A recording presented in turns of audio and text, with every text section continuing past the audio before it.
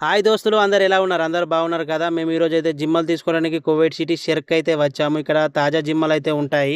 జిమ్మలు తీసుకోవడానికి night time వచ్చిన మనకు ఇక్కడ చాలా తక్కువ రేట్లను అయితే ఇస్తారు వీళ్ళు ఇక్కడ ఈ మార్కెట్లో. అందుకోసం అయితే మేము నైట్ టైం వచ్చాము. లోపలికి అయితే ఎంట్రీ కాగానే ఇటు చూసినా బంగ్లాదేశ్ సంబంధించిన వాళ్ళు ఉంటారు. ఇలా వర్క్ చేసే వాళ్ళంతా బంగ్లాదేశ్ వాళ్ళకి సంబంధించిన వాళ్ళే. మన ఇండియన్స్ కూడా ఉంటారు, చాలా తక్కువ. కానీ మేమైతే ఇక్కడ తిరుగుతూనే ఉన్నాం. మేమైతే ఎక్కడ చూసినా కొంచెం రేట్ ఎక్కువ అనిపించింది. తక్కువ కోసం మేము అడుగుతా ఉన్నాం. ఇంకా తెలుసే కదా మనం ఎలా అడుగుతామో.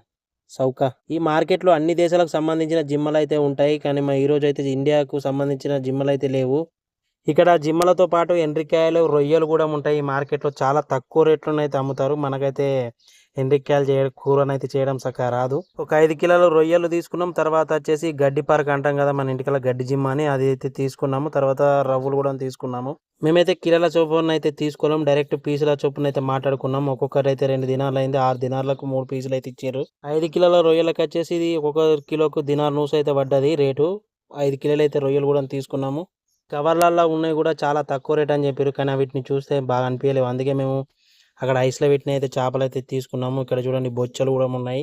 దోస్తులు మీకు ఈ వీడియో నచ్చినట్లయితే please subscribe, like, share, comment. Thank you.